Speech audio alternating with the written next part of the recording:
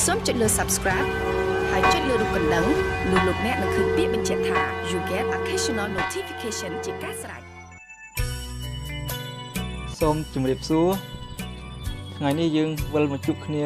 ក្នុងកម្មវិធីសិក្សាច្បាប់ស្តីពីការងារអញ្ចឹងកម្មវិធីលើកមុនយើងបានបញ្ចប់នៅជំពូកទី8អនាម័យនិងសន្តិសុខនៃកម្មករនយោជិតថ្ងៃនេះយើងបន្តនៅជំពូកទី9គ្រោះថ្នាក់ការងារគ្រោះថ្នាក់ការងារនេះយើងមានទាំងអស់10មាត្រាចាប់ពីមាត្រា248រហូតដល់មាត្រា257ដែលមានខ្លឹមសារដូចតទៅមាត្រា248ត្រូវចាត់ទុកជាគ្រោះថ្នាក់ការងារគ្រោះថ្នាក់ដែលកើតឡើងដោយសារធ្វើការឬក្នុងពេលធ្វើការទោះដោយហេតុយ៉ាងណាក៏ដោយហើយទោះមានកំហុសមកពីកម្មករនយោជិតឬក៏គ្មានក៏ដោយគ្រោះថ្នាក់ដែលធ្លាក់លើរូបរាងកាយកម្មករនយោជិតក្នុងពេលធ្វើការឲ្យនយោជកឬនាយកសហគ្រាសគ្រឹះស្ថានឬធ្លាក់លើសិស្សវិជ្ជាជីវៈមានឈ្នួលក្តីឥតឈ្នួលក្តីកាន់មុខងារជាអ្វីនៅទីណាក៏ដោយម្យ៉ាងទៀតត្រូវចាត់ទុកជាគ្រោះថ្នាក់ការងារដែរចំពោះគ្រោះថ្នាក់ណាដែលធ្លាក់លើកម្មករនយោជិតក្នុងពេលដែលសម័យខ្លួនធ្វើដំណើរពីលំនៅឋានត្រង់ឆ្ពោះទៅកន្លែងធ្វើការឬវិលមកវិញដោយគ្មានឈប់ឬដោយគ្មានវាងទៅកន្លែងផ្សេងជាប្រយោជន៍ផ្ទាល់ខ្លួនក្រៅពីការងារដែលគេតម្រូវឲ្យទៅជំងឺបណ្ដាលមកពីវិជ្ជាជីវៈទាំងអស់ដោយមានបញ្ជាក់ក្នុងច្បាប់ត្រូវចាត់ទុកជាគ្រោះថ្នាក់ការងារហើយទទួលការជួសជុលដូចគ្នា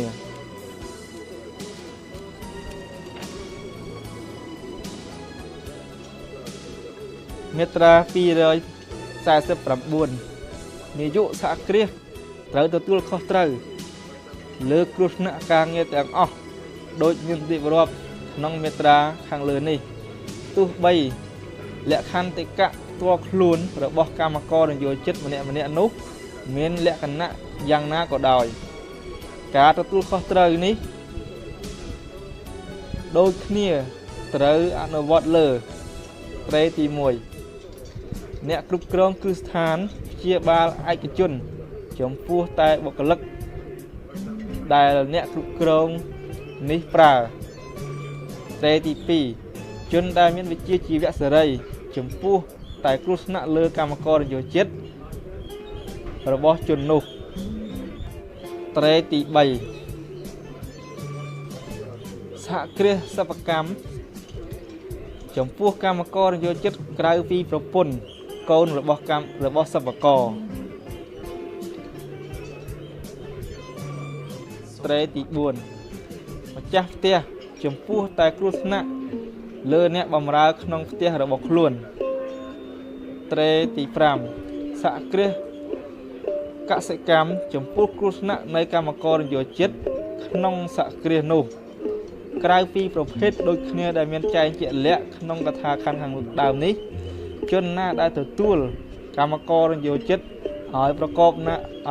របរណាមួយជាប្រកបនិងម្ដងម្កាលឲ្យខ្លួនត្រូវតែជួសជុលគ្រោះថ្នាក់ផ្សេងដែលកម្មករនយោជិតត្រូវរងគ្រោះក្នុងឱកាសបំពេញការងារនោះមាត្រា250នាយកសហគ្រាសគ្រប់រូបត្រូវចាត់ឬប្រើឲ្យគេចាត់វិធានការការពារជាចាំបាច់ទាំងអស់ដើម្បីបង្ការគ្រោះថ្នាក់ការងារផ្សេងមាត្រា251កម្មករទាំងឡាយដែលធ្វើការតែឯងជាធម្មតាមិនអាចតម្រូវឲ្យនៅក្រៅបទបញ្ញត្តិនៃជំពូកនេះ ព្រមទាំងអត្ថបទច្បាប់សម្រាប់ការអនុវត្តទេ បើគ្រាន់តែទទួលមិត្តភក្តិម្នាក់ឬច្រើនអ្នកមកធ្វើការជាមួយម្ដងម្កាលនោះមាត្រា252អ្នករងគ្រោះឬអ្នកសិទ្ធិវ័នមានសិទ្ធិត្រូវបានទទួលប្រាក់បំណាច់អំពីនយោសហគ្រាសឬនយោជកក្នុងករណីដែលមានគ្រោះថ្នាក់ការងារធ្លាក់លើខ្លួនបណ្ដាលឲ្យអខានធ្វើការមិនកើតមួយរយៈពេលប៉ុន្តែប្រាក់បំណាច់នេះអាចមានចែងក្នុងលក្ខខណ្ឌដែលរងគ្រោះថ្នាក់នោះបណ្ដាលឲ្យខានធ្វើការលើសពី4ថ្ងៃតទៅបើគ្រោះថ្នាក់ការងារបណ្ដាលឲ្យអខានធ្វើការមិនកើតក្នុងរយៈពេល4ថ្ងៃឬតិចជាងនេះអ្នករងគ្រោះត្រូវបានទទួលប្រាក់ឈ្នួលដោយធម្មតាអ្នករងគ្រោះដែលបានបង្កគ្រោះថ្នាក់ដោយចេតនាខ្លួនឯងមិនត្រូវបានប្រាក់បំណាច់អ្វីទេតុលាការមានសមត្ថកិច្ចអាចត្រេទី1បន្ថយប្រាក់បំណាច់សម្រាប់ជួសជុលនេះបានកាលណារកឃើញថាគ្រោះថ្នាក់បណ្ដាលមកពីកំហុសធ្ងន់នៃអ្នករងគ្រោះត្រេទី2បន្ថែមប្រាក់បំណាច់នេះបានកាលណាគេរកឃើញថាគ្រោះថ្នាក់បណ្ដាលមកពីកំហុសធ្ងន់នៃនយោជកឬអ្នកជំនួសជននេះក្នុងកិច្ចដឹកនាំការងារ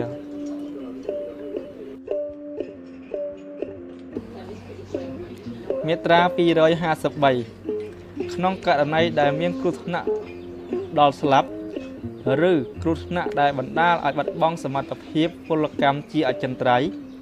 ប្រាក់បំណាច់ត្រូវបើកឲ្យអ្នករងគ្រោះនោះឬអ្នកសិទ្ធិវ័នជាធនលាភត្រូវឲ្យប្រាក់បំណាច់បន្ថែមដល់អ្នករងគ្រោះណាដែលតម្រូវឲ្យមានមនុស្សដទៃម្នាក់ទៀតនៅថែខ្លួនជានិច្ចក្នុងករណីធ្វើការមិនកើតប្រាក់បំណាច់នេះត្រូវបើកឲ្យយ៉ាងយូរណាស់នៅថ្ងៃទី5ក្រោយពីគ្រោះថ្នាក់មាត្រា254អ្នករងគ្រោះថ្នាក់ការងារត្រូវមានសិទ្ធិទទួលការពិនិត្យព្យាបាលជំងឺការផ្ដល់ជាវត្ថុការព្យាបាលជំងឺនិងការផ្ដល់ថ្នាំព្រមទាំងកន្លែងសម្រាប់ព្យាបាលជាដើមនិងការព្យាបាលខាងវះកាត់និងផ្ដល់បន្ថែមវត្ថុណាដែលចាំបាច់បន្ទាប់ពីគ្រោះថ្នាក់ទាំងនោះ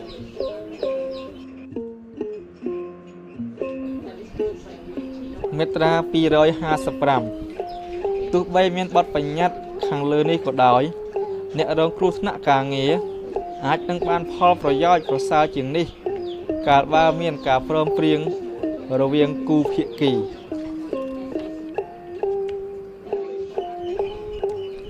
មាត្រា256ត្រូវមានរបបទូទៅមួយខាងការរ៉ាប់រងជានិច្ចខាងកាតព្វកិច្ចចំពោះគ្រោះថ្នាក់ការងាររបបនេះត្រូវប្រព្រឹត្តទៅក្រោមការរ៉ាប់រងរបស់បេឡាជាតិសន្តិសុខសង្គមមាត្រា257បទបញ្ញត្តិទាំងឡាយជាធរមានសពថ្ងៃត្រូវនៅអនុវត្តបានទម្រាំមានការប្រកាសឲ្យប្រើនៅអត្ថបទច្បាប់ស្តីពីបទបញ្ជាទាំងឡាយនៃការរ៉ាប់រងខាងសង្គមគិច្ចសម្រាប់ហានិភ័យខាងវិជ្ជាជីវៈក៏ប៉ុន្តែនៅក្នុងរយៈពេលអន្តរកាលនេះក្រសួងទទួលបន្ទុកវិស័យការងារអាចចេញប្រកាសកំណត់បែបបទខ្លះសម្រាប់អនុវត្តជំពូកនេះដូចខាងក្រោមជាអាច1បែបបទស្តីពីប្រកាសគ្រោះថ្នាក់និងការអង្កេត2ការធានានិងបទបញ្ញត្តិជាចាំបាច់ឯទៀត 3អត្រានៃភាពពិការនិងចំនួនប្រាក់បំណាច់សម្រាប់ជួសជុលបាទអញ្ចឹងជំពូកទី9ដែលនិយាយអំពីគ្រោះថ្នាក់ការងារមានទាំងអស់10មាត្រាត្រូវបានបញ្ចប់តែប៉ុណ្ណេះអញ្ចឹងសង្ឃឹមថាច្បាប់នេះជាប្រតិបពលឺទៅដល់កម្មករនយោជិតដែលកំពុងតែធ្វើការហើយអាចនឹងមានហានិភ័យការងារកើតឡើងទៅលើខ្លួនហើយក៏អាចនឹងយកទៅទាមទារនៅពេលដែលកម្មករនយោជិតណាម្នាក់មានគ្រោះថ្នាក់ការងារដោយចៃដន្យដូច្នេះសូមលោកអ្នកអាចស្ដាប់ឡើងវិញជាច្រើនដងដើម្បីជាការរំលឹកនិងការបង្កើននូវចំណេះដឹងខាងក្រោមនេះវីដេអូនេះមានលីងជាច្រើនទៀតសម្រាប់លោកអ្នកទស្សនាសូមចូលទៅទស្សនាដោយមេត្រីសូមលោកអ្នករងចាំសិក្សាជំពូកទី10ដែលនិយាយអំពីការរកការឲ្យធ្វើការជ្រើសរើសកម្មករនយោជិតនៅកម្មវិធីលើក្រោយអញ្ចឹងថាតើការងាររកការរកការងារឲ្យធ្វើមានប្រមាណប្រភេទមានសន្តានអ្វីខ្លះបង់ចំណូលត្រូវបង់លុយអ្វីខ្លះឬក៏ទៅធ្វើការនៅប្រទេសណាខ្លះសូមលោកអ្នករងចាំសិក្សានៅកម្មវិធីបន្ទាប់សូមអរគុណសូមជម្រាបលា